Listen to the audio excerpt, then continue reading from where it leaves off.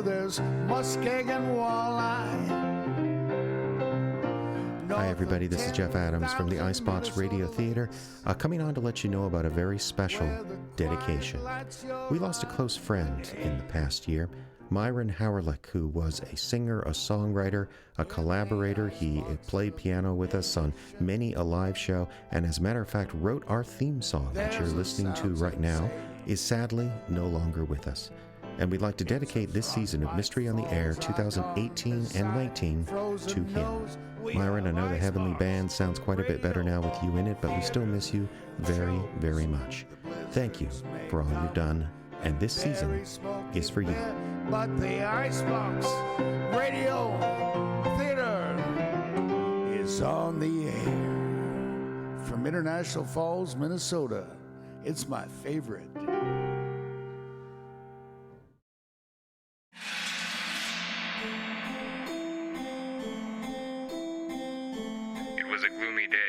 Saw the house of Usher. Wish. Foolish and wicked. Wish, damn you! I wish my son alive again! In his house relay, dead Cthulhu waits, dreaming. Good evening. I am Dr. Graves. Welcome to Mystery on the Air.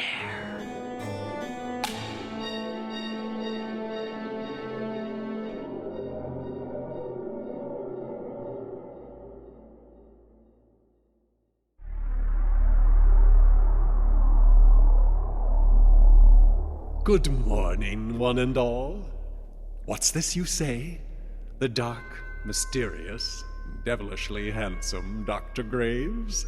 Up and at 'em with the sun? Mystery on the Air, beginning before dark? Before the bright, yet boring, streets and sidewalks of our little town transform into a patchwork of eerie shadows? Of course, for there are plenty of scares to be had before dusk, and plenty of sunlit places where mortal man dare not tread. Picture an island, just a sandbar really, in the middle of a large river. The noted author, Algernon Blackwood, visited such an island once. It was on a canoe trip down the Danube in Hungary, and he was so overcome with feelings of dread, with the feeling of being unwelcome in that place, that he put it into a story, which we have dramatized for you here. So, hop into your canoe, toss out the life vest, it won't do you any good where we're going, and prepare for the Willows on Mystery on the Air.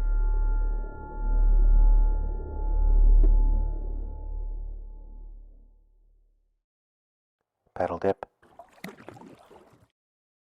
Paddle dip. Paddle dip.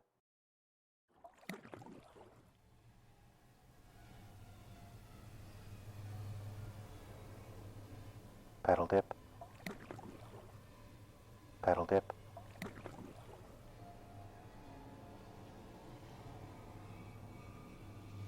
Paddle dip. Paddle dip. Paddle dip.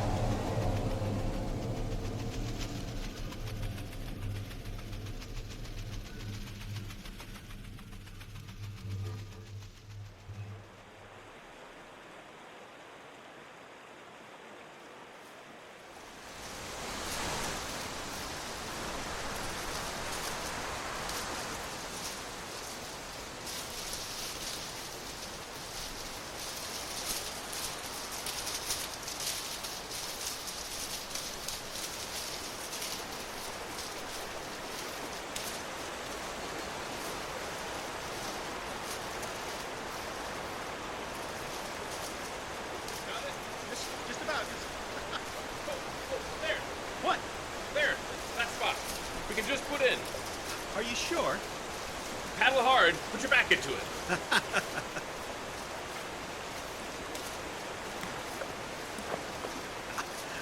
Oh, there. I didn't think we were going to make it. Get the bow. Quick work. Yeah, of course. There. Can you believe this? I cannot. I really cannot. I mean, they said flood season, but I had no idea. It's got a mind of its own, this river. A beastly mind. Here now, don't speak ill of her. She delivered us safely, didn't she? Oh, yes, but, where exactly are we? Sandbar. You mean we're not ashore? Of course not. Look at these willows. Practically shrubs is all. That's because the river never lets them get a chance to grow taller. They'll be underwater soon. Good God. What? Did you see that? The river just tore a great chunk of the shore away. Grass and all, just swept up in the current. Oh. Well, aren't you concerned? If we were to be here more than 24 hours, I would be, but we're safe enough for now. Just get used to the fact that our home for the night is getting smaller. With the water as high as it is, it'll be eroding this island quite quickly. But if we make camp in the center, we'll be fine. You say so. Well, you did promise me adventure. And I delivered, Blackwood. Come on.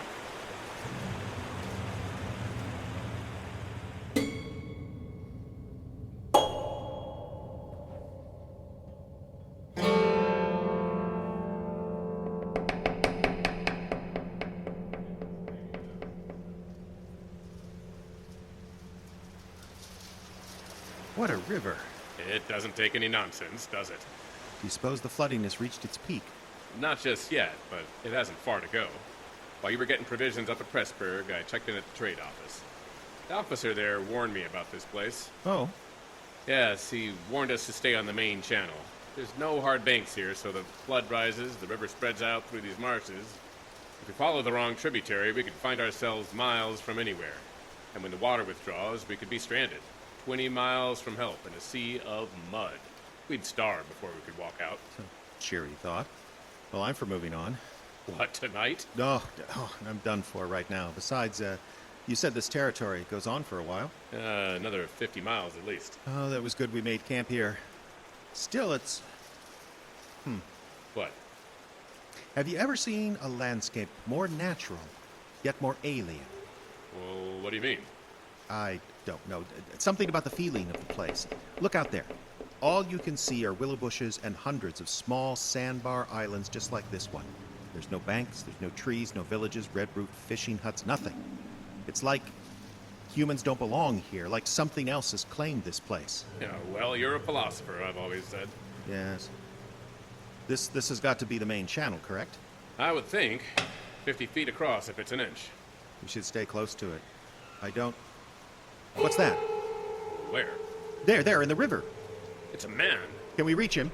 Well, he's 10 yards offshore in the current. Well, we've got to try. He's... Hold it. Hold there.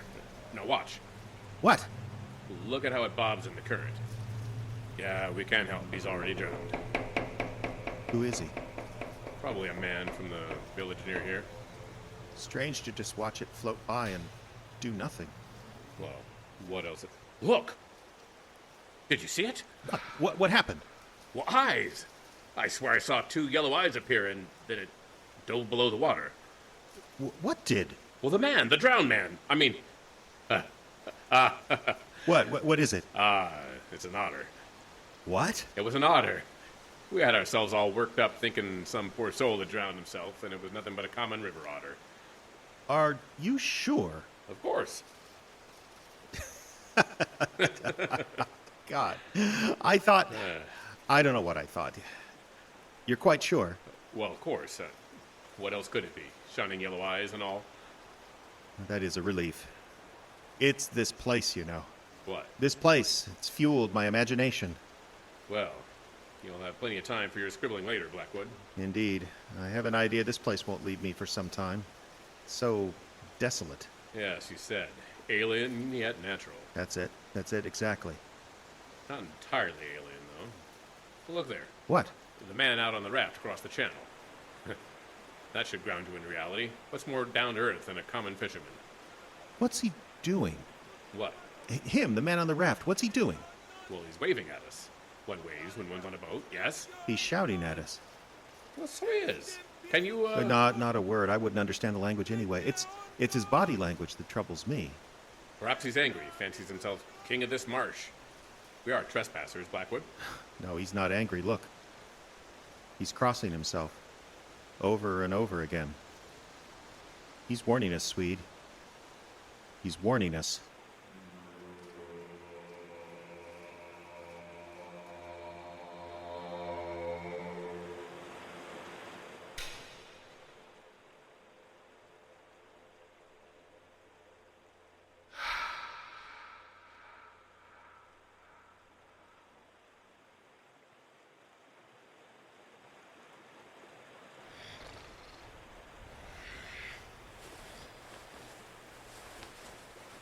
Sleep through a hurricane, this one.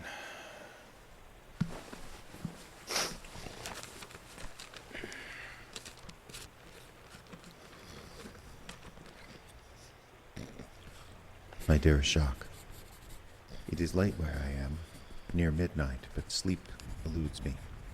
The Swede and I are several days into our journey and have taken refuge on a sandbar in the middle of this huge marsh. The river is flooded and the main channel roars like a freight train, but that doesn't disturb Swede.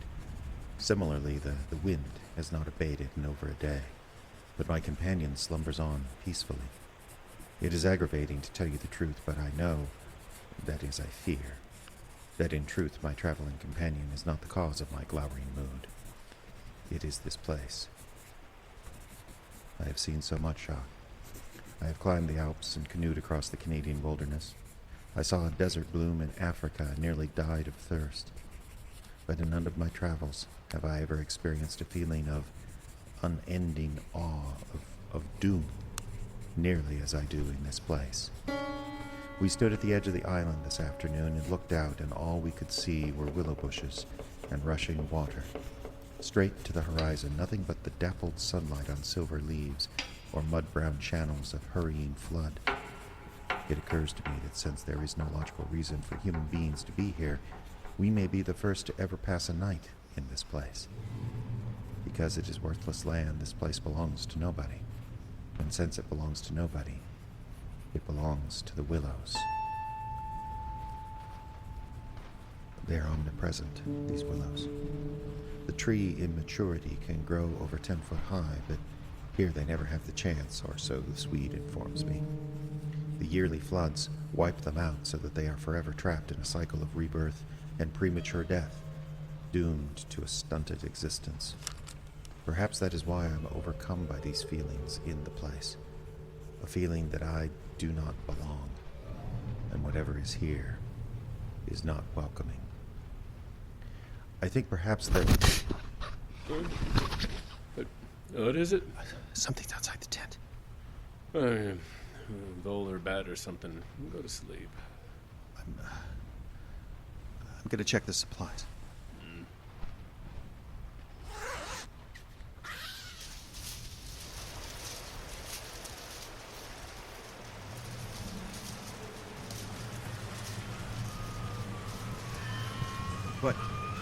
What is it? They're here. They're here. My God, they're here. They,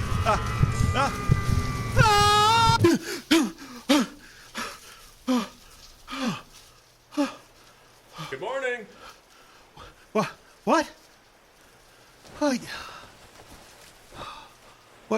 What time is it? It is morning. Barely. Good God, you look terrible. I don't understand. Well, yeah. You and I made camp on this island last night, and I saw things last night. I was awake. Something was moving over the tent. Well, not terribly surprised. These willows are everywhere. Coffee? Blackwood. Blackwood! Sorry. Yes, please. Sit down before you fall down. Now tell me, what is it you think you saw? I looked out. The willows, there's something in the willows. On this island? It's tiny. If there were anything larger than a mouse, we'd know. No, I don't think we would. These were... Do you know what the old woman told me back in Pressburg? What? In Pressburg, when I was buying provisions. An old shopwoman, she kept the store. When I told her where we were going, she told us no one ever made land there. She said it was a place of fairies, elementals. The peasants in this region believe all kinds of things. I know, but what I saw... strange figures, separate from the trees, but moving just like them, waving in the wind. Bronze-colored, they seem to begin at the tops of the willows and continue upward, up to the very black of the sky, and then they just disappeared. Around them, the willows seemed to be fierce, shaking, violent, their branches like spears. They were like an army, preparing for the charge. And the strangest thing of all, a tremendous horror built inside me as I saw all this. I began to scream, and at that moment, I woke up. Just now? Yes. Oh, there you are then. It was a dream. I woke up with the sun, and you were dead to the world. I kicked your shin while crawling out of the tent, and you didn't even move. Yes, of course. Not enough sleep. Too much imagination, I guess. Well, that's it exactly. But it's all a moot point now. This island is a third smaller than it was yesterday, and if we're smart, we'll be back on the river just as soon... Swede? What is it? Come here. Why? What's going on? Well, you're sure in this dream of yours you didn't do anything else? I don't remember. What's that? Good God, the steering paddle, it's missing. You put both paddles under the canoe last night, didn't you? Yes, I'm sure of it. I checked it all before heading to bed, too. You have to believe me. Well, I do, but that's not the worst of it. What? Well, here, the canoe. There's a split in the seams right along the length. My God, you can barely see it. You could easily miss it if you weren't looking. If we hadn't have noticed it, we could have even loaded her up and pushed into the current before it burst. What does it mean? Well, possibly we scraped on a rock coming into shore. Maybe while dragging her up here. What? Rocks? Everything's sand. Yes. And that doesn't explain the paddle. No, it doesn't. I have no explanation for that. Maybe the wind. Picked up the paddle? I suppose it's possible. What do we do now? The only thing we can do, gather branches for pitch, stoke the fire so we can melt it down, and hatch the canoe. How long? At the very least, Blackwood, we're on this island for another day.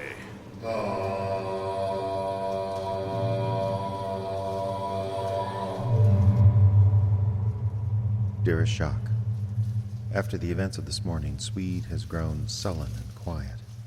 Thankfully, the business of patching the canoe was simple enough for an outdoorsman like him. He carefully patched the hull with pitch and bark so that, when dried, our craft would be every bit as good as new. But he insists we cannot test it on the river until tomorrow, and the river continues to rise.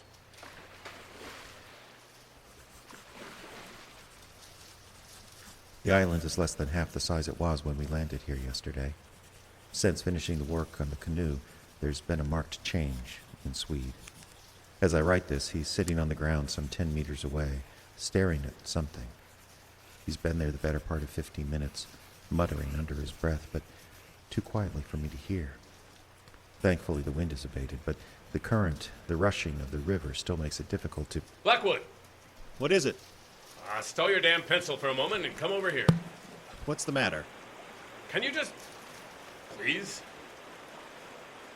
Now, what is it? Have you ever seen the like of this before? What? The hole? Well, it's not a hole. It's like a funnel sunk in the sand. It's a hole in the sand, Swede. Are you quite well? Well, look at it. It's a perfect funnel shape, as if someone had come here with a kitchen implement and made it. And they're all over. Different sizes, different depths. What is your point? My point? My point is what made them. A footprint, I suppose. What track looks like that? It's loose sand. It can't hold any reasonable shape, can it? Look there for comparison. Your footprint. It's recognizable for what it is, isn't it? And perhaps the sand can't hold the tread of your boot, but I can certainly see where you've been walking. Then, the wind. No, we've seen whirlwinds before, yes? Tiny circles of air. If one touched down here on the beach, then it would be possible. Have you seen one? What? These whirlwinds of yours, have you seen one? Well, the wind's been blowing, yes, nonstop, but I haven't seen any whirlwinds. They need a fair open space to form, and with these cursed willows pressing in all around us... Then they are animal tracks altered by the wind. Well, yes, that's the thing, isn't it? Where are the animals? What? Animals. We've seen none since we've been here. Well, as you say, this is a temporary island. What animal could settle here? Not even a mouse could procreate before the flood swept it away. The birds, then, where are they? Well, the wind has kept them down. You have an answer for everything, don't you? Always logical. Tell me this, logical man. What of our paddle? The steering paddle? Yes, flew away, I suppose. In that wind last night, I wouldn't doubt it. Except it was under the canoe. We both checked it there last night, and I gave all the supplies a good going over when we first got in. And there was no tear in the hull then. There couldn't have been. Perhaps you had better just say what's on your mind. Of course the writer would take it personally. No, Blackwood, I don't blame you for anything that's happened. I don't believe you did anything to the canoe or threw out our paddle. Then for God's sake, speak clearly, man. What is it you're trying to say? It's just that we'll be very fortunate to get away tomorrow without further disaster. Maybe this place is where the old gods all went when man cast them out. The powers of this awful place, they prepare a sacrifice.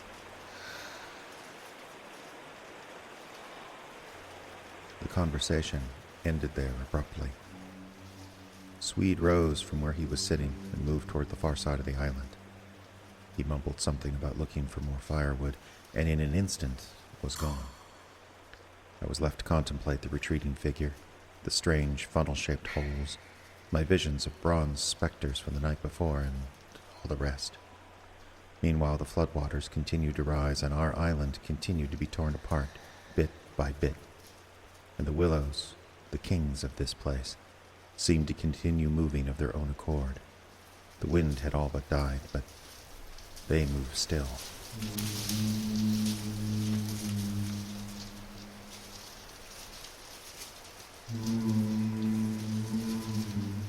And Swede, until now the practical one of us two, appeared to be slipping into a kind of quiet hysteria. Perhaps his ancestral belief in pagan gods was bubbling up from his subconscious. I half thought, perhaps, that he was the one who damaged the canoe, but I put that thought right out of my mind. To think such a thing of Swede would be to say I did not know the man, and I knew him better than any man on earth. I must follow him now. I must keep track of him. It would be best if both of us looked after the other. I must be mindful of the fact that we have at least one more night to spend in this place.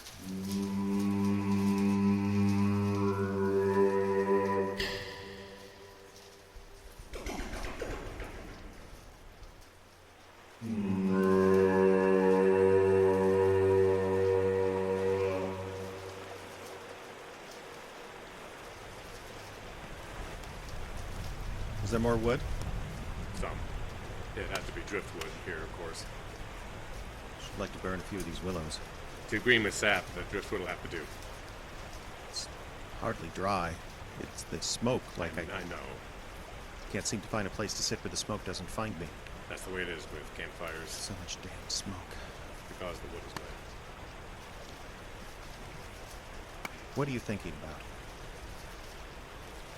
That otter. Hmm?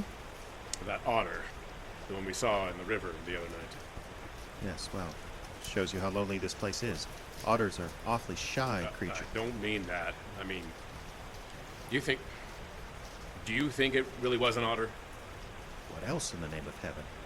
You know, I saw it before you did, and at first it seemed so much bigger than an otter. The sunset as you looked upstream magnified it or something. It had such extraordinary yellow eyes. That was the sun, too. Suppose you wonder next about that fellow in the boat and...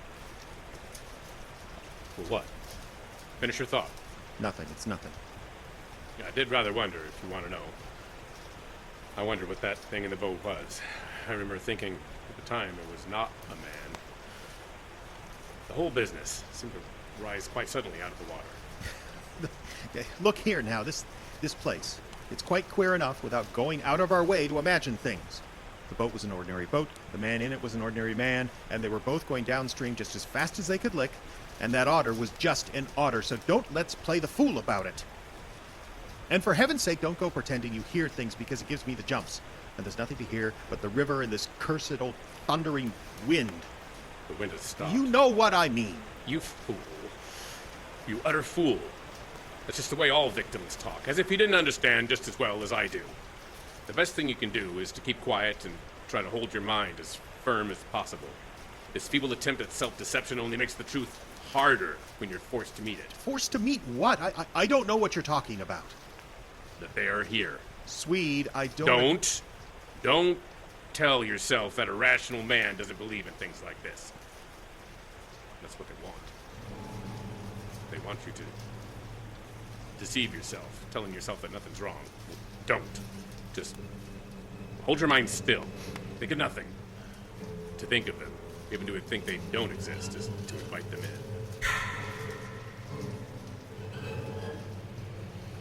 We passed the rest of the day in quiet solitude, neither one of us speaking a word except for mundane exchanges about some task or another needing to keep the camp.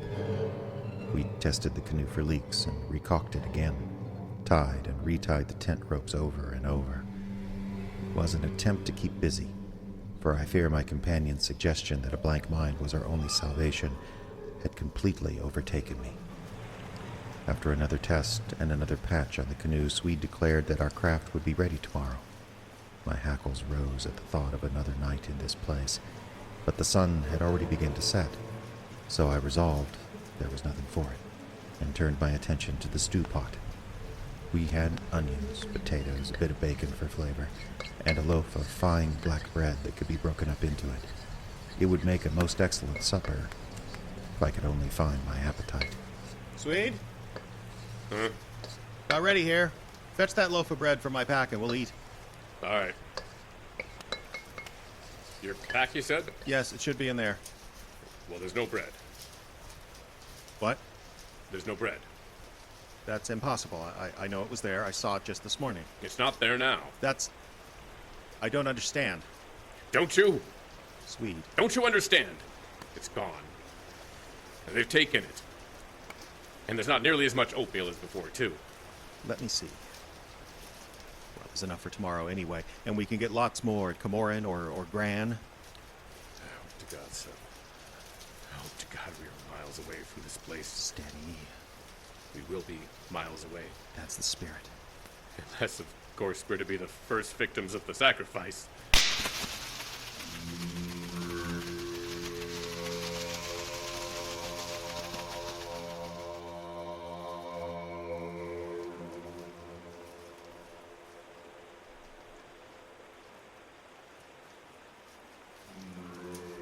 We ate our meal, the gloomiest of the trip so far, in complete silence. The only sounds were the rushing of the current and the occasional movement from one of us. There was no wind now. I would not have thought I would miss the infernal roar that the wind had provided, so overwhelming was it to my senses when we first arrived. But now I longed for that roar, not only for distraction, but for the fact that the wind would have given some logic behind the movement of the willows. The air was so still now that I could hardly stand it. I could hardly stand to look at them all around us, still swaying gently to and fro, with no apparent cause behind this movement. At the completion of our supper, we lay on the ground around the fire, staring into its embers as the final rays of the sun signaled the end of the day. Presently, Swede looked up at me. Do you hear that? I knew of what he spoke. I had been aware of it for some time. A kind of resonating hum, like what remained after a gong had been struck. I had heard it, felt it really, all afternoon. I admitted that I did hear it. It's their sound, he said. It's the sound of their world. The humming in their region. The division here is so thin that it leaks through somehow. But if you listen carefully, you'll find it's not above so much as around us. It's in the willows. It's the willows themselves humming. Because here the willows have been made symbols of the forces that are against us.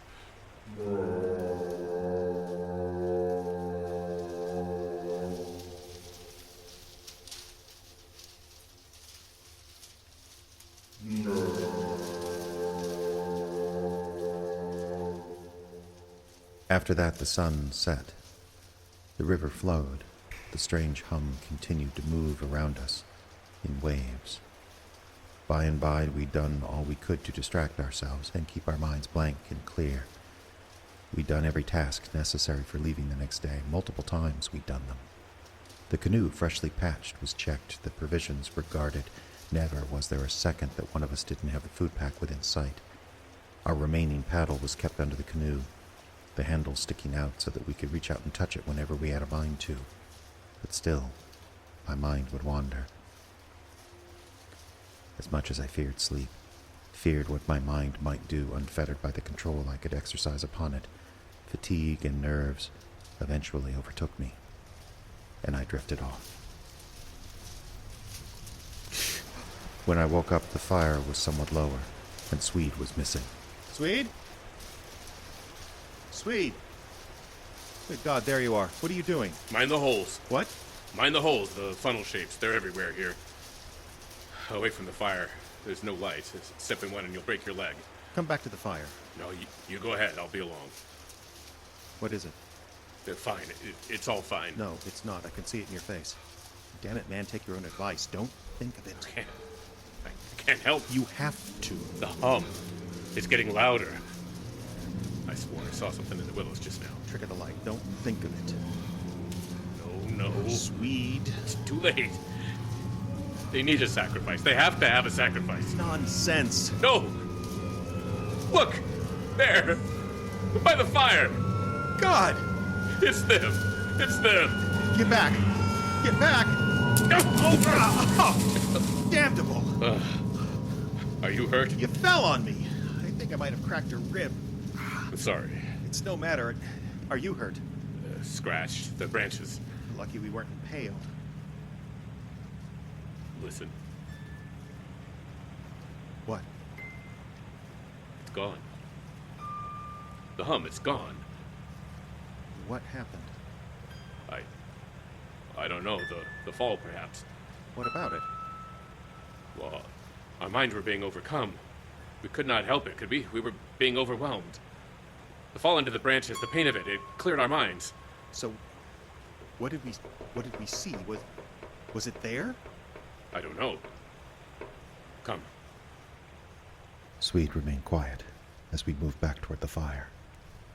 Now, all around the fire pit were more of the funnel-shaped holes, only these were larger, more perfectly shaped than we'd ever seen before. They were everywhere, all around the tent, everywhere, as if something large and lumbering had been moving through our camp. Something very much the size of whatever it was I thought I saw in the dark. Without a word, both of us sat down on the ground by the fire. Swede put a few more logs of driftwood on. We were silent for some time before he spoke. We're safe, he said. It's over. We were close to the end, but they found another sacrifice, another victim. How do you know? I can feel it.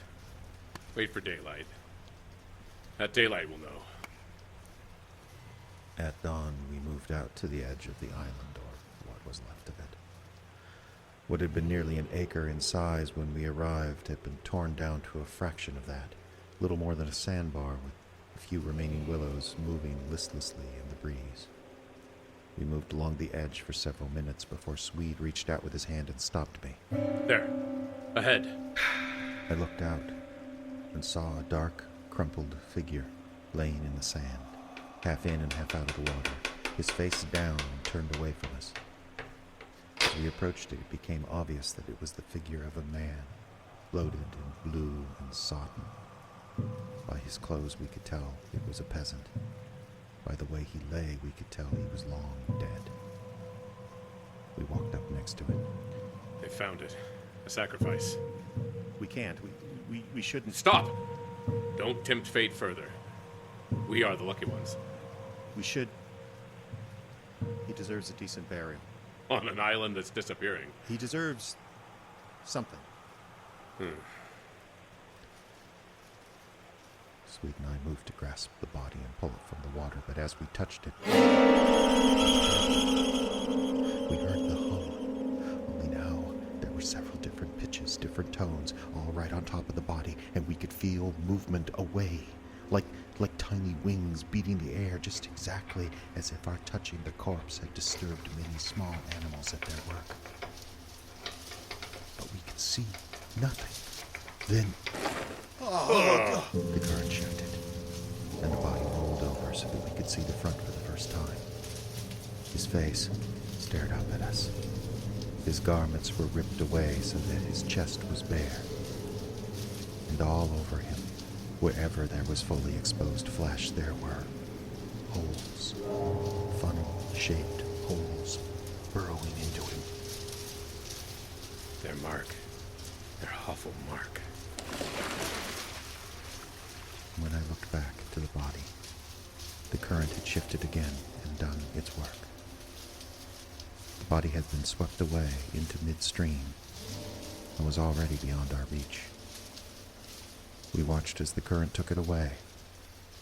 It turned over and over in the waves, like an otter.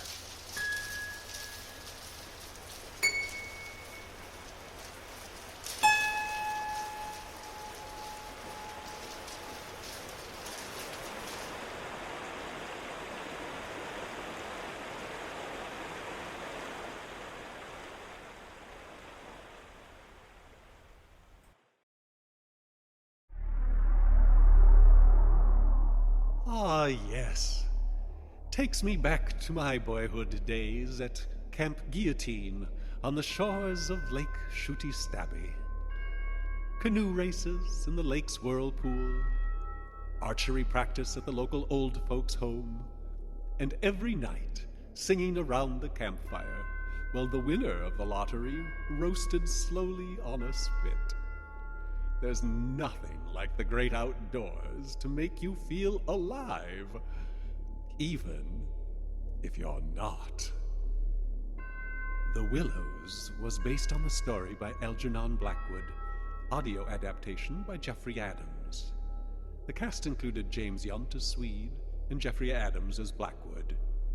Editing and post-production by Jeffrey Adams, with some sounds contributed by the Free Sound Project at freesound.org.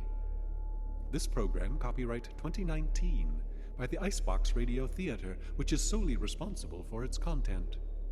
Learn more at iceboxradio.org. Now, this is Dr. Graves, reminding you to make even strokes with your paddle, and to join us next time for Mystery on the Air.